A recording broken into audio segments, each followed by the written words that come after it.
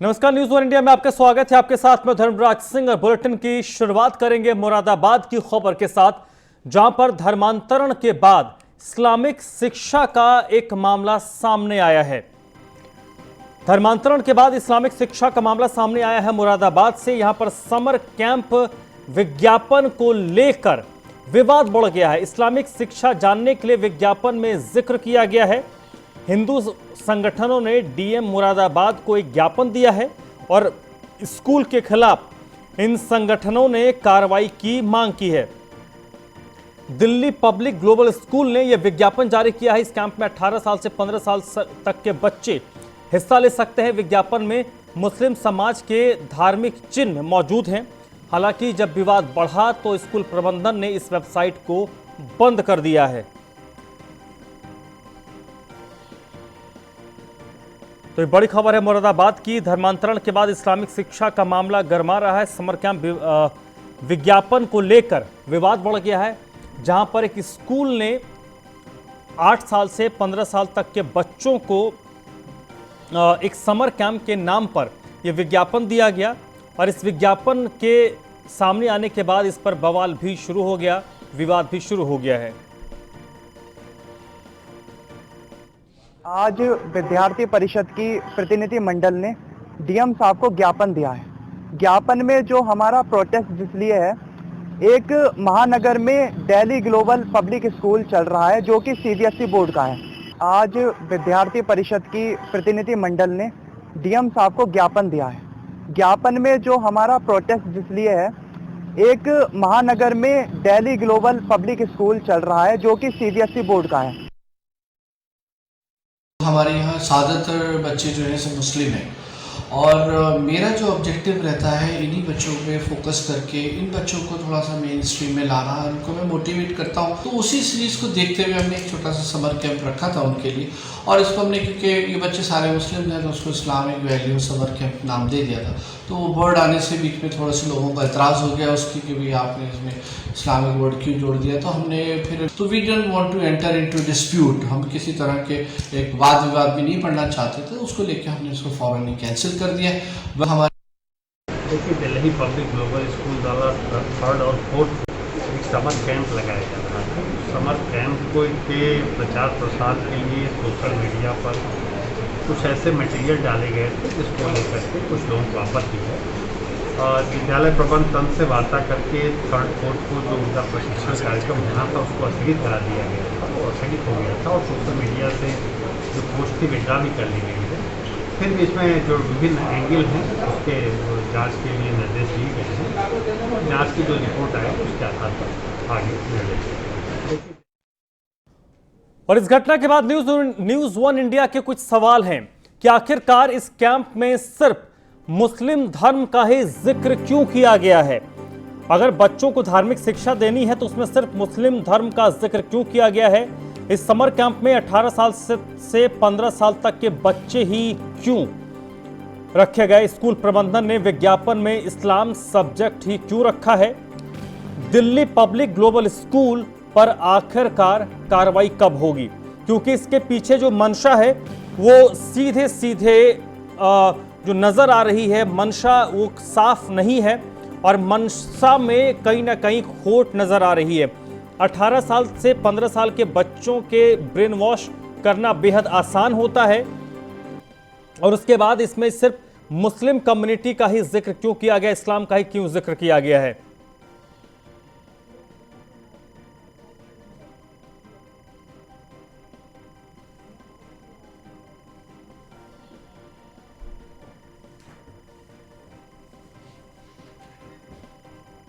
हालांकि मुरादाबाद के इस मामले के सामने आने के बाद कई संगठनों ने इस पर विरोध दर्ज किया है और अब इस विरोध के बाद उस वेबसाइट को जरूर बंद कर दिया गया है, लेकिन क्योंकि विवाद शुरू हो गया है तो कहीं ना कहीं स्कूल पर अब कार्रवाई का दबाव भी बढ़ रहा है। इस वक्त मेरे साथ अंकित शर्मा जुड़ चुके हैं, हमारे संवाददाता मुरादाबाद से, इसी पर ज्यादा जानकारी के साथ।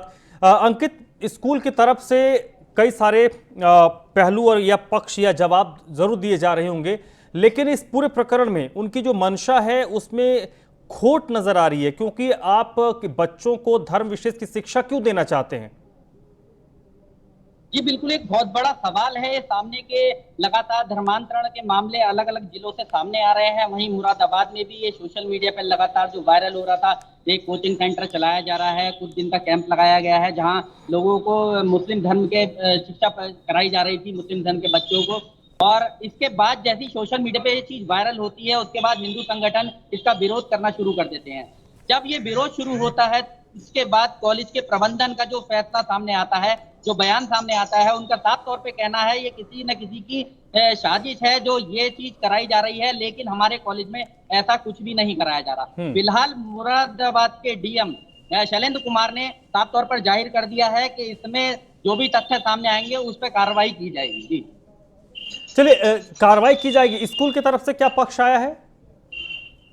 ये आपको बता दूं, जो इसको Delhi public school global school के जो प्रबंधक हैं, उनका साफ तौर पर कहना है कि ये जो वीडियो, जो ऑडियो जो वायरल हुई हैं, ये सब जो वायरल हुआ है, ये किसी की षड्यंत्र है, किसी गार्जियंस के किसी चढ़ाई में आकर ये किया जा रहा है, लेकिन हमारे स्कूल में ऐसी कोई शिक्षा नहीं दी जा रही थी। स्कूल का पक्ष है कि कोई स्कूल के खिलाफ साजिश कर रहा है, लेकिन स्कूल के वेबसाइट में बाकायदा समर कैंप के नाम पर ये सारी चीजें हो रही हैं। तो क्या स्कूल इस पूरे दावे को खारिज कर रहा है कि ये जो समर कैंप का आयोजन किया गया था वो स्कूल ने नहीं किया था? जी, स्कूल का साफ तौर पे कहना है, स्कूल के प्रबंधक का, कि यहाँ पे समर कैंप लगाया गया था, लेकिन यहाँ पे जो इस्लामिक धर्म की शिक्षा कराई जा रही थी वो नहीं कराई जा रही है। किसी की सियासत है जो हमारे साथ खिलवाड़ कर रहा है या कोई हमारे साथ दुश्मनी अपनी निभा रहा है। जी चलिए, बहुत बहुत शुक्रिया अंकित आपका। तो स्कूल की तरफ से ये कहा जा रहा है कि उनके खिलाफ साजिश हो रहा है। स्कूल में समर कैंप का आयोजन हुआ था, लेकिन उसमें धार्मिक तौर पर कुछ भी शामिल नहीं किया गया था।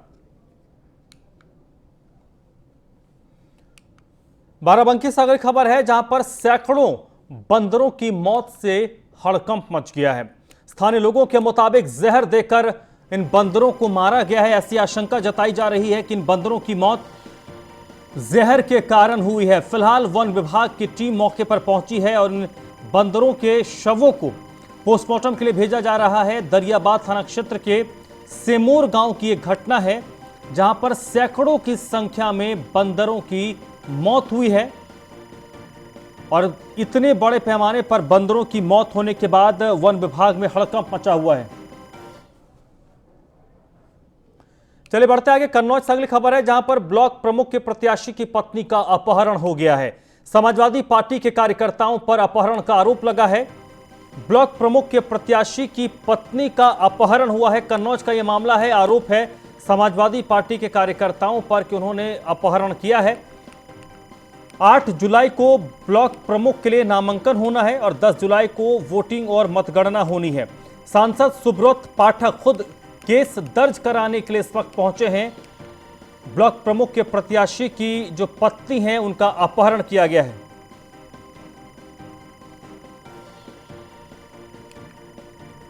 इस वक्त खुद सुब्रत पाठक इस वक्त मेरे साथ जुड़ चुके हैं, सांसद हैं। सुब्रत पाठक जी, क्या मामला है, किन लोगों ने अपहरण किया है? ये अभी हमारी जानकारी में आया है कि हमारी कन्नौज लोकसभा क्षेत्र के विधूना विधानसभा के ब्लॉक अहिरवा, जो कि जनपद औरैया के अंतर्गत आता है, वहां पर हमारे भारतीय जनता पार्टी के एक कार्यकर्ता की पत्नी जो है बीडीसी जीती है।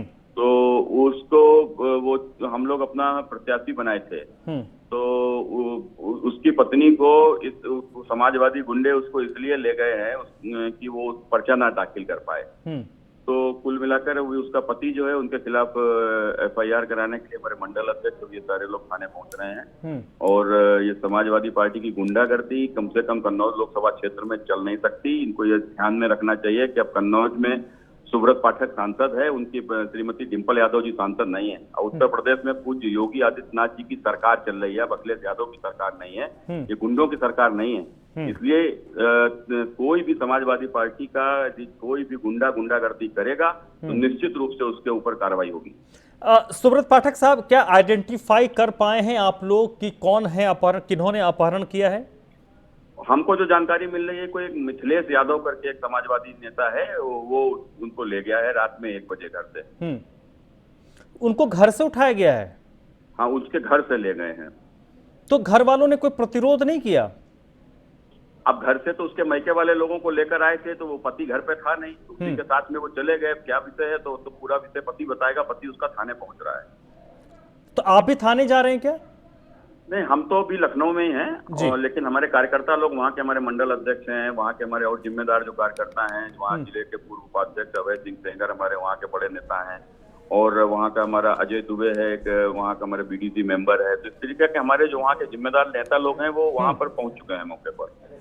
जी, तो इस पूरे प्रकरण में आप कह रहे हैं कि उत्तर प्रदेश में योगी आदित्यनाथ की सरकार है, और इस तरीके की घटना के घर से एक ऐसे उम्मीदवार को उठा लेना जिनको पर्चा दाखिल करना है, ये तो सीधे सीधे उसको बिल्कुल निश्चित रूप से कि ये बहला फुसलाकर उसको किसी भी प्रकार से ले गए हैं, लेकिन अब उसको बंधक बना के रखा गया है। कुल मिलाकर जैसे आपने देखा कि अभी ये कन्नौज में जो जिला पंचायत का चुनाव हुआ था, तो कन्नौज में समाजवादी पार्टी के केवल 9 लोग जीते थे, और उसके बाद उन लोगों ने केवल अखिलेश जी के नाम पर बुलाकर उनको यहाँ पर लखनऊ में बंधक बना लिया, उनके सबके मोबाइल भी ले लिए, और उसके बाद में आखिरी दिन तक सबको बंधक बना के यहाँ के ऊपर रखा गया लखनऊ में। तो वो कुल मिलाकर जब वो वोट डालने आए तो निश्चित रूप से उन्होंने भाजपा के पक्ष में मतदान किया, भारतीय जनता पार्टी विजय हुई। तो कुल मिलाकर ये स्थिति है कि एक दबाव बनाकर लोगों को पहले बहला फुसलाकर, अब चूंकि भाजपा की सरकार है तो किसी को गुंडागर्दी से तो उठा नहीं सकते, तो उसके परिवार वाले लोगों को लाए। तो चूंकि वो परिवार वाला वहाँ बाहुल्यता एक उन्हीं के समाज के लोगों की है या उन्हीं के दल के लोगों की है, तो उस गांव में बेचारा 1-2 घर यदि किसी दूसरा गरीब आदमी का है तो डरता ही है इतना कि नहीं तो उसके खेत पे कब्जा कर लेंगे।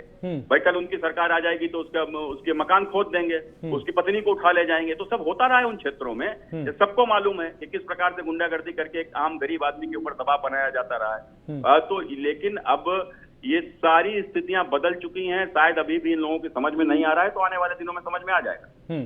ठीक है। अब अगर सुब्रत पाठक साहब आगे बहला फुसला कर ले गया और उनको बंधक बना लिया गया है, अगर नॉमिनेशन का डेट आगे बढ़ जाए, अगर वो नॉमिनेशन तक वो नहीं उनको रिलीज किया जाता है, पुलिस नहीं ढूंढ पाती है, तो यहाँ पर तो स्थिति आप लोगों के विपरीत चला जाएगा।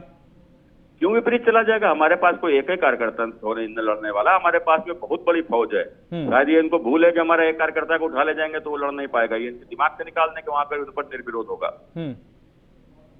तो लेकिन जो हमारा कैंडिडेट है जिसको हम लोग लड़ाना चाहते हैं वो हमारा पार्टी का एक कार्यकर्ता है, जिम्मेदार पदाधिकारी है वहां के ऊपर, और उसकी पत्नी है, इसलिए वो उसको ही चुनाव लड़ाएंगे। तो अब आगे क्यों पुलिस को किस लोग दबाव डालिए कि जल्द से जल्द उनको रिकवर करें? के लिए गए हैं पुलिस। अब वो अभी पुलिस का भी अभी पूरा विषय जिस प्रकार से अभी मेरे संज्ञान में आया है, तब तक आपकी कॉल आ गई है। अभी मेरे कार्यकर्ता वहाँ के ऊपर उसकी FIR करा रहे हैं, लिख रहे हैं, और उसको लेकर थाने में पहुंच रहे हैं। या हो सकता है कि इस बीच जो हमारी आपकी बात हुई वो पहुंच भी गए हो थाने में। SP की जानकारी में आपका फोन आने से तुरंत पूर्व मैंने SP की भी जानकारी में दिया है। तो अब जो भी अभी आप समझ में आएगा, मुझे लगता है कि इस मामले में आपको SP से वाइट लेना चाहिए वहां। चलिए सुब्रत पाठक साहब, बहुत बहुत शुक्रिया न्यूज़ 1 इंडिया से बातचीत करने के लिए। तो सुब्रत पाठक को आप सुन रहे थे। तो ब्लॉक प्रमुख के प्रत्याशी की पत्नी का अपहरण किया गया। सुब्रत पाठक जो कन्नौज के सांसद हैं, तो सुब्रत पाठक ने कहा कि इस मामले में समाजवादी पार्टी के लोगों ने अपहरण किया है और बहला फुसलाकर घर से ले जाया गया और उसके बाद उनको कैद कर लिया गया है। अरविंद चतुर्वेदी इस वक्त मेरे साथ न्यूज रूम से जुड़ चुके हैं। अरविंद जी, जब से पंचायत चुनाव के नतीजे आए हैं और इस तरीके से पंचायत अध्यक्ष हो, ब्लॉक प्रमुख हो, इनके चुनाव जैसे जैसे नजदीक आ रहे ऐसी घटनाएं बढ़ रही हैं और ये सीधे सीधे प्रशासन को चुनौती है ऐसी घटनाएं। धर्मराज, मैं सुब्रत पाठक हमारे कांटेक्ट में अभी नहीं है, उनका फोन कट गया है, लेकिन मैं सुब्रत पाठक से ये समझना चाह रहा हूं कि इसमें योगी सरकार है, प्रदेश में उनका राज है, और सुब्रत पाठक को अगर FIR दर्ज करानी पड़ रही है तो ये भी आश्चर्य की बात है। मुझे इस बात पे सवाल उनसे मुझे लगता है मुझे करना चाहिए था। जिस तरीके से सुब्रत पाठक का आरोप है कि ब्लॉक प्रमुख के प्रत्याशी के पत्नी का अगर अपहरण कर लिया गया है, तो ये अपने आप में बहुत बड़ी बात है। और मैं समझता हूं कि राजधानी लखनऊ से कन्नौज बहुत दूर नहीं है।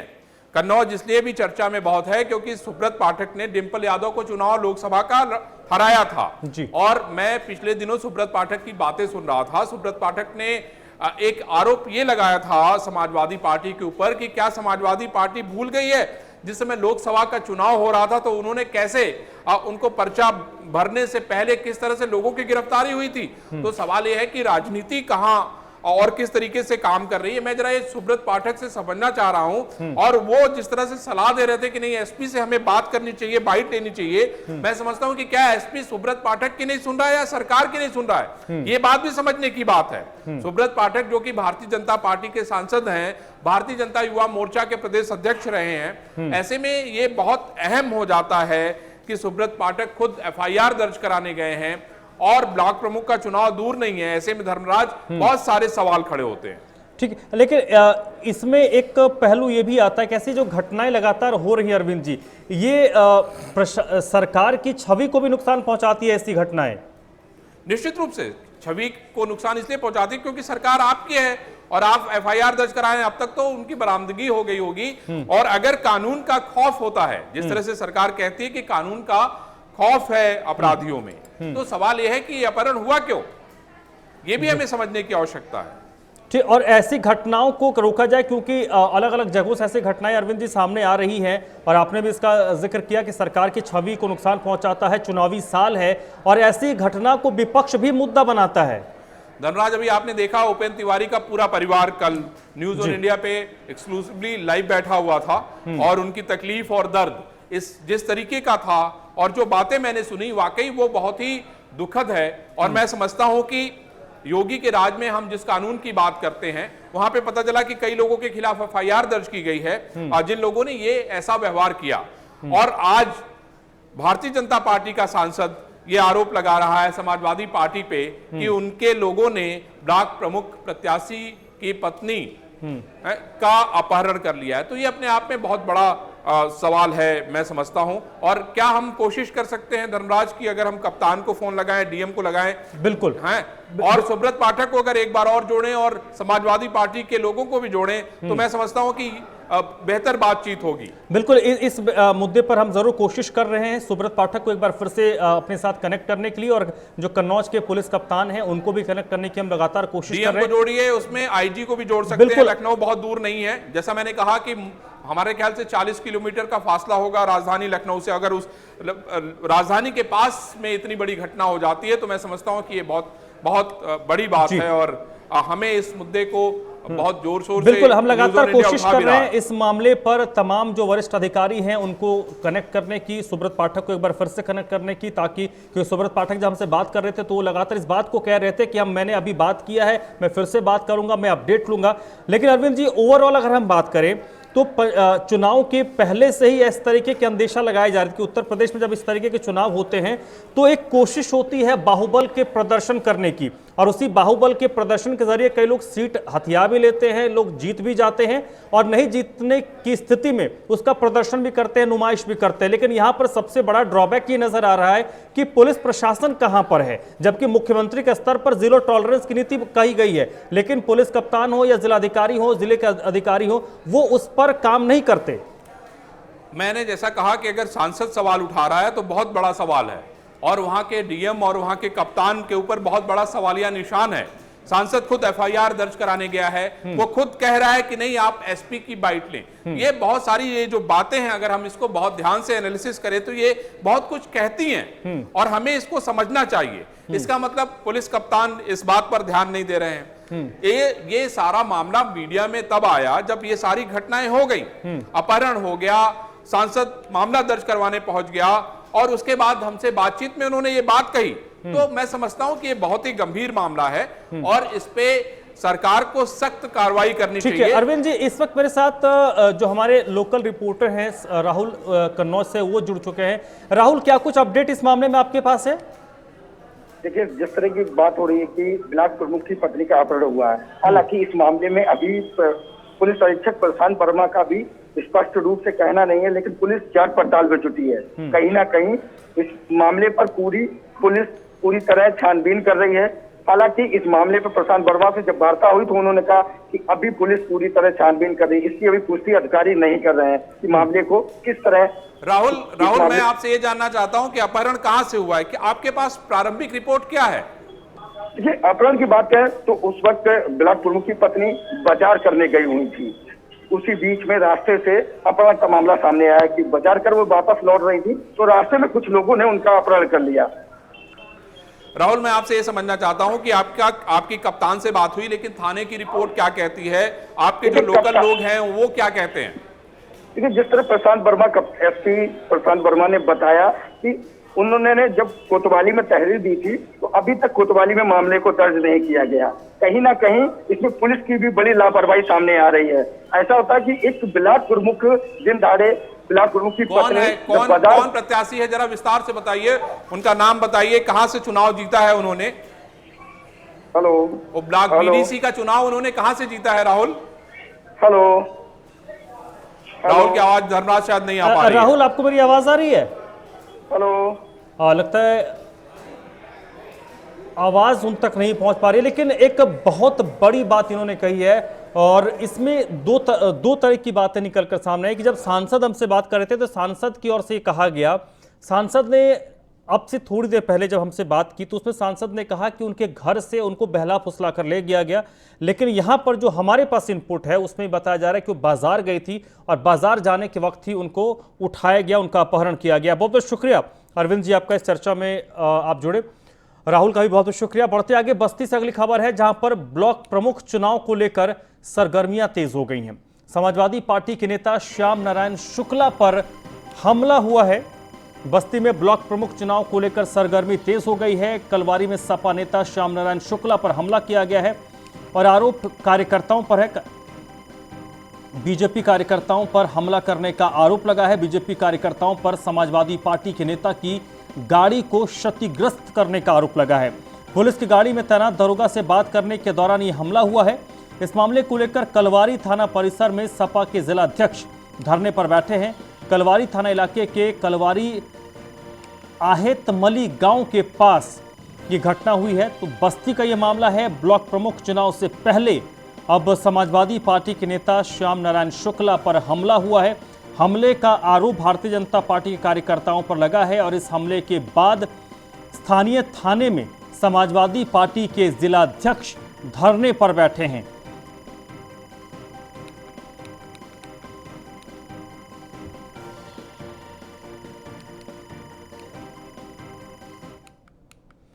संघ प्रमुख मोहन भागवत 7 दिन के प्रवास पर चित्रकूट पहुंच चुके हैं। इस दौरान आरएसएस की ये 5 दिवसीय बैठक हो रही है। इस बैठक में संघ प्रमुख मोहन भागवत शामिल होंगे। संघ प्रमुख का आज स्टेशन पहुंचने पर जोरदार स्वागत हुआ। बैठक में क्षेत्रीय और प्रांतीय प्रचारक शामिल होंगे। केंद्र और राज्य सरकारों के कामकाज को लेकर चित्रकूट में चर्चा हो सकती है। चित्रकूट में इस वक्त संघ के लोगों का जमावड़ा लगा हुआ है। 2022 विधानसभा चुनाव को लेकर भी यहां पर चर्चा होगी। 7 दिनों के प्रवास पर चित्रकूट पहुंचे हैं संघ प्रमुख मोहन भागवत। आरएसएस की 5 दिवसीय बैठक में मोहन भागवत शामिल होंगे और जिस वक्त संघ प्रमुख चित्रकूट के स्टेशन पहुंचे वहां पर संघ से जुड़े लोगों ने उनका जोरदार स्वागत किया।